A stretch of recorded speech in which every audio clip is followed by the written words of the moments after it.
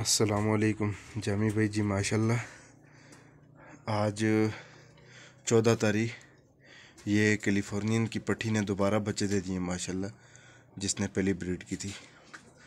माशाल्लाह ये अभी मैंने गिने तो ये 11 बच्चे, 1 2 3 4 5 6 7 8 9 10 और ये 11 बच्चे माशाल्लाह इसने दिए।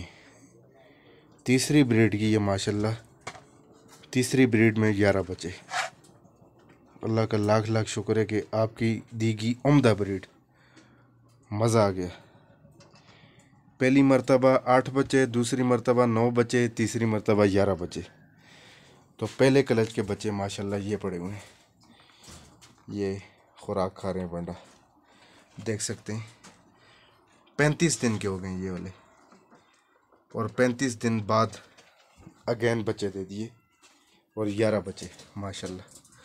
ये फीमेल है, ये न्यूजीलैंड वाइट, इसके बनीज केज के अंदर मौजूद। ये कैलिफोर्नियन, इसके बच्चे मौजूद, इसके बच्चे इसके साथ हैं, और ये दोबारा प्रेग्नेंट है माशाल्लाह। जज़ाकल्लाह जी। अस्सलाम वालेकुम।